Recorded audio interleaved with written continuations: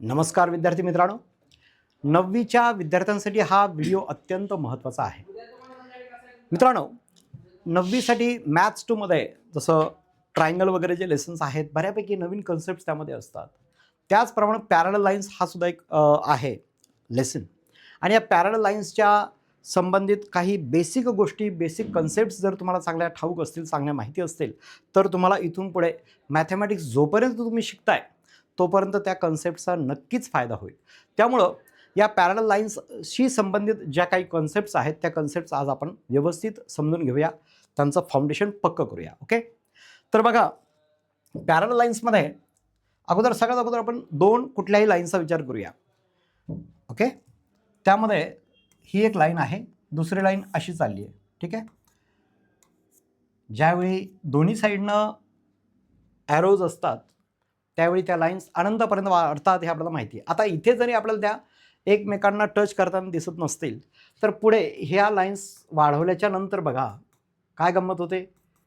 ह्या दोन लाईन्स कुठेतरी या बिंदूमध्ये, या पॉईंटमध्ये त्या इंटरसेक्ट करतील. करेक्ट. आणि त्या जर इंटरसेक्ट करत असतील तर those lines are intersecting lines, not parallel lines. मग पॅरलल लाईन्स कसं ओळखायचं, लाईन्स या पॅरलल असावेत हे कसं ओळखायचं? बघा, एकाच प्लेनमध्ये, आता हा बोर्ड एक प्लेन आहे बघा, एक प्रतल ज्याला मराठीत म्हणतात, इंग्लिशमध्ये प्लेन असं म्हणतात. याच प्लेनमध्ये दोन लाईन्स अशा पद्धतीने आहेत की ज्यांच्या दरम्यानचं जे अंतर आहे ते अंतर नेहमी सारखंच राहतं. म्हणजे बघा, इथून इथपर्यंत जर अंतर मी चेक केलं ते समजा 5 सेंटीमीटर आहे, एक उदाहरण म्हणून. इथे अंतर चेक केलं ते सुद्धा 5 सेंटीमीटर भरत आहे. याच लाईन्स पुढे जर वाढवल्या आपण तर त्या ठिकाणी सुद्धा जर 5 सेंटीमीटर राहत असेल अनंतापर्यंत, अशा पद्धतीने सेम अंतर जर दोघीमध्ये राहत असेल तर या दोन लाईन्स कशा आहेत, त्या एकतर कोप्लेनर आहेत, म्हणजेच एक प्रतलीय आहेत, म्हणजे एकाच प्रतलात आहेत, प्लस त्यांच्यातलं अंतर सारखंच आहे, ते बदलत नाही, कमी किंवा जास्त होत नाही. त्यावेळी या दोन लाईन्स कशा असतात, या असतात पॅरलल लाईन्स. कशा असतात? Parallel lines. आता पॅरलल लाईन्स ही कन्सेप्ट तर तुमची क्लिअर झाली अगदी. आता पॅरलल लाईन्सशी संबंधित काही गोष्टी असतात त्या समजून घेऊया. पॅरलल लाईन्समध्ये जे अँगल्स तयार होतात ते बघूया आपण. समजा आता या दोन पॅरलल लाईन्स आहेत आणि या दोन लाईन्सना एक तिसरी लाईन इंटरसेक्ट करून जातीये, तर या लाईनला आपण काय म्हणतो? ट्रान्सव्हर्सल. ट्रान्सव्हर्सल. ट्रान्सव्हर्सल अशी एक तिसरी लाईन आहे जी या दिलेल्या दोन लाईन्सना छेदून जाते दोन वेगवेगळ्या पॉईंट्समध्ये. हे ते पॉईंट्स छेदणारे छेदनबिंदू. राईट. आता इथे बघा, ही लाईन एल आहे समजा, ही एम आहे, आणि छेदून जाणारी जी लाईन आहे ना ट्रान्सव्हर्सल, तिला आपण एन असं म्हणूया. ठीक आहे, तीन लाईन्सशी संबंधित आहे. आता याच्यामध्ये जे अँगल्स तयार होतो ते अँगल्स बघा. इथे पहिला अँगल तयार होतो 1, हा 2, 3, 4, 5, 6, 7, 8 असे एकंदरीत 8 अँगल्स टोटल तयार होतात. बरोबर आहे. आणि या अँगल्समध्ये एक विशिष्ट संबंध असतो. तो विशिष्ट संबंध समजून घेण्यासाठी आपल्याला 3 अँगल्सच्या पेअरचा विचार करावा लागेल. तो कसा? बघा, पहिला आपण बघूया इथे करेस्पॉन्डिंग अँगल्स. करेस्पॉन्डिंग अँगल्स हे कुठले अँगल्स असतात हो? तर बघा, हा जो अँगल 1 दिसतोय की नाही, तर ह्या अँगलला बघा 1 दिसतोय, तेच आपण जर खाली बघितलं तर त्याच्या सारखाच अँगल कोण मॅच होतो, त्याला 5 अँगल मॅच होतोय. म्हणजे पहिला आपण बघितलं अँगल 1 अँड अँगल 5, ही पहिली जोडी आहे. अशा किती जोड्या मिळू शकतील बरं आपल्याला करेस्पॉन्डिंग अँगल्सच्या? तर करेस्पॉन्डिंग अँगलच्या आपण जोड्या शोधूया. हा दुसरा अँगल बघा 2 नंबर, हा 6 ला मॅच होतोय, म्हणजे अँगल 2 अँड अँगल 6. त्यानंतर अँगल 3 अँड अँगल 7. नंतर अँगल 4 आणि अँगल 8. तर या झाल्या करेस्पॉन्डिंग अँगल्सच्या जोड्या. मग करेस्पॉन्डिंग अँगल्सच्या जोड्या आपल्याला पॅरलल लाईन्समध्ये किती मिळतात?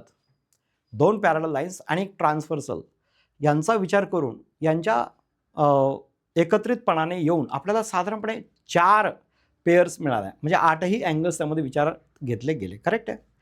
मग त्यांना आपण करेस्पॉन्डिंग अँगल्स म्हटलं. मग त्याची एक प्रॉपर्टी काय लक्षात ठेवायची, जर if the given lines are parallel, given lines are parallel, हे पॅरलचं चिन्ह आहे, दोन उभ्या lines. Okay, then the pairs of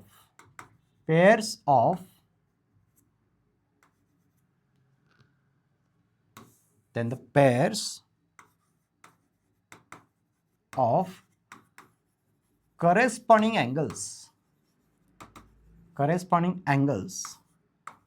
are congruent. कसे असतात ते, कॉन्ग्रुएंट असतात. याचा अर्थ असा झाला की ही प्रॉपर्टी जर मी इथे लागू केली तर असं होईल बघा, therefore angle 1 is congruent to angle 5. हा जो 1 आहे तो या 5 ला इक्वल होईल. 1 अँगलचं जर मेजरमेंट 40 डिग्री असेल तर अँगल 5चं सुद्धा angular measurement will be 40 degree, एवढं लक्षात ठेवा. त्याचप्रमाणे अँगल 2 हा कोणाला इक्वल येईल, कॉन्ग्रुएंट येईल अँगल 6 ला. हे कॉन्ग्रुएंटचं साईन आहे. ठीक आहे. त्यानंतर angle 3 will be congruent to angle 7. Likewise angle 4 will be congruent to angle 8. हे लक्षात ठेवायची, ही प्रॉपर्टी ध्यानात ठेवायची. याच प्रॉपर्टीवरती बेस्ड असलेले क्वेश्चन्स तुम्हाला परीक्षेला नक्कीच येतात आणि 9वीला ते आहेतच. ओके, पुढे जाऊया आपण. तर पुन्हा दोन लाईन्स पॅरलल आहेत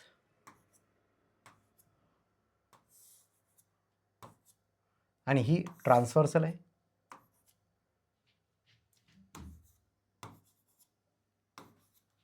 लाईन एल शब्दात सुद्धा लिहिता येईल, is parallel to line M. Line L ही लाईन एम ला पॅरलल आहे. आता यानंतर आपण जे करेस्पॉन्डिंग अँगल बघितले त्याप्रमाणे आता आपण काय करूया, दुसरी अँगलच्या पेअर्स बघूया.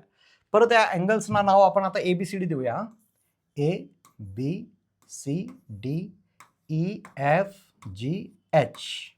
असे अँगल्स आहेत.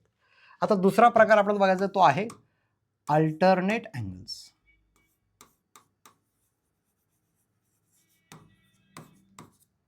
Alternate angles.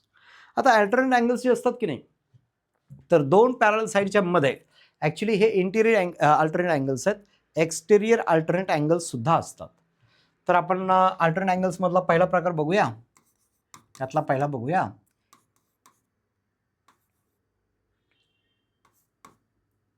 Interior alternate angles. त्यात बघा, आता इंटिरियरचा अर्थ काय होतो, या दोन पॅरलल लाईन्सच्या मधले. तर हा बी जर बघितलं तर अल्टरनेटचा अर्थ काय होतो, चेंज करणे. म्हणजे खाली उतरताना साईड चेंज करा आणि इथेच थांबा इंटिरियर पार्टमध्ये. म्हणजे B is congruent to G. Angle B, आता मी कॉन्ग्रुएंट इथेच लिहितो directly, is congruent to angle G. पहिली पेअर मिळाली. दुसरी पेअर बघा तसंच, डी हा ईला इक्वल येईल. Angle D is congruent to angle E. आला लक्षात. तर हे इंटिरियर अल्टरनेट अँगल्स आहेत. आता आपण काय करूया, दुसरा प्रकार बघूया, एक्सटेरियर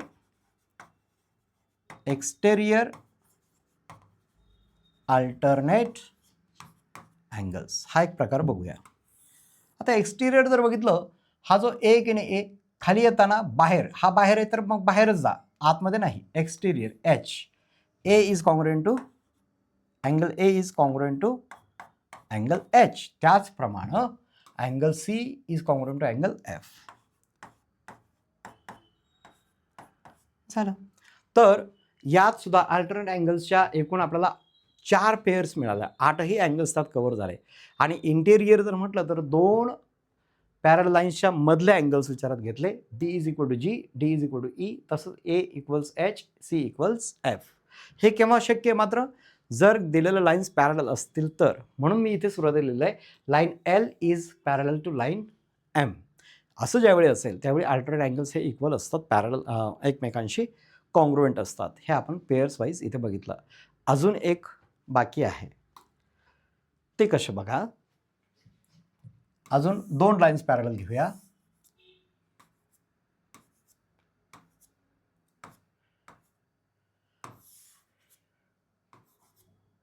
आता परत याला सपोज आपण ए लाईन म्हणूया, याला बी लाईन म्हणूया, याला सी, ही लाईन ट्रान्सव्हर्सल आहे सी. चेंज करतो मी नावं. आता इथे मी पी घेईल, P Q R S T you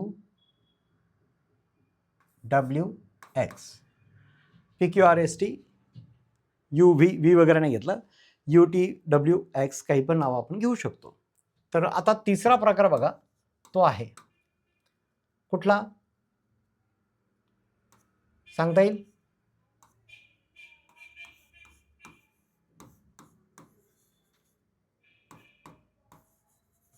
interior angles.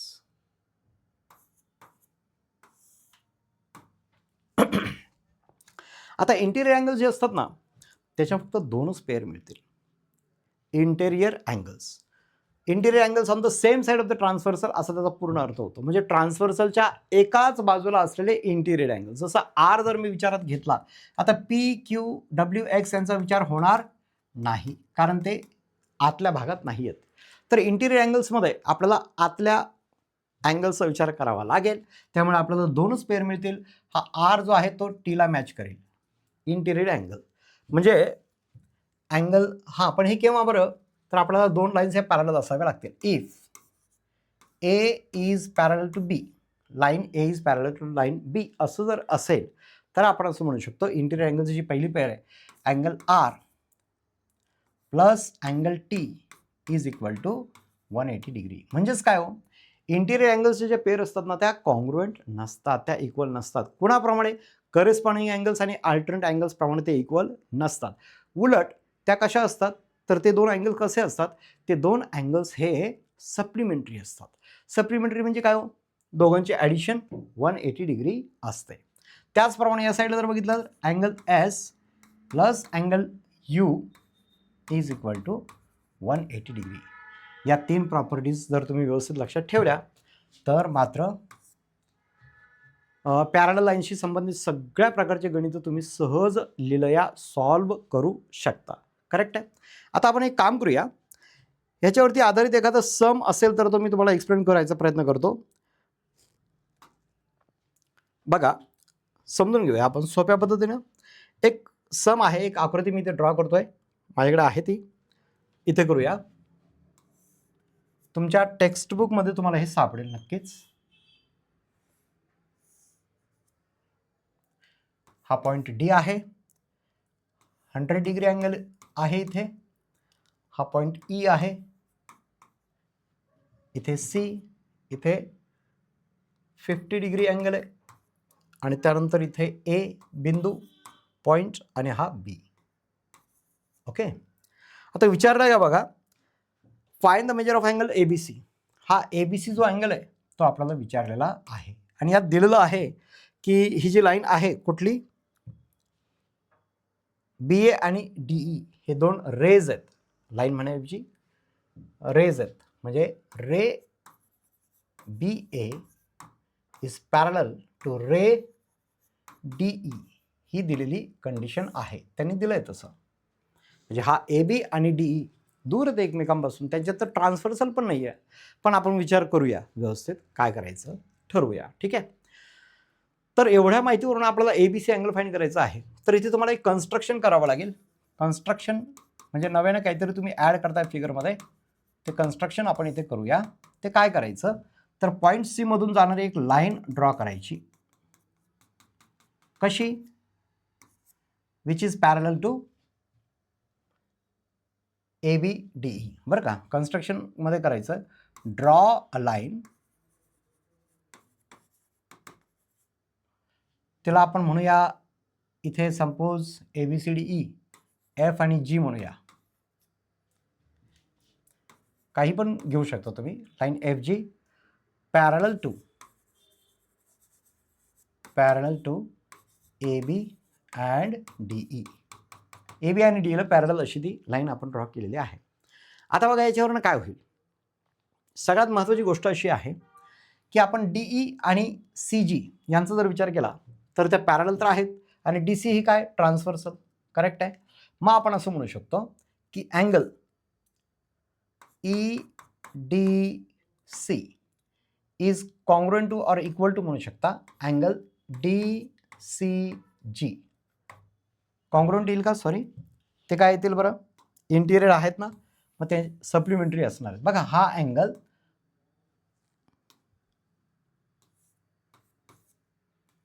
Angle आहे 100 डिग्री इथे दिलेला EDC हा अँगल आणि हा अँगल.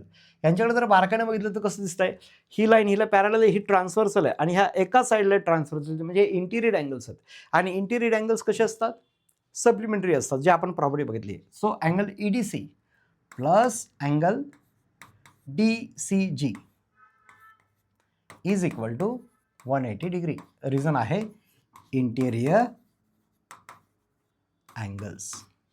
हे इंटिरियर अँगल हे त्याचं रिझन आहे. मग आता आपण या पद्धतीने DCG काढू शकतो. कसा? मग काय करायचं? EDCच्या जागी त्याची व्हॅल्यू टाकूया 100 degree plus angle DCG equals 180 degree. Therefore angle DCG is equal to 180 minus 100. किती येत आहे? 80 डिग्री. म्हणजे हा अँगल किती आला? पूर्ण 80 डिग्री इथे. ओके. आता जाऊया दुसऱ्या लाईनकडे, म्हणजे AB कडे जाऊया. ही BA जो रे आहे त्याला आपण आता AB असं म्हणूया. AB इज पॅरल टू FG. आपण अगोदरच म्हटलंय, कन्स्ट्रक्शनमध्ये दिलंय.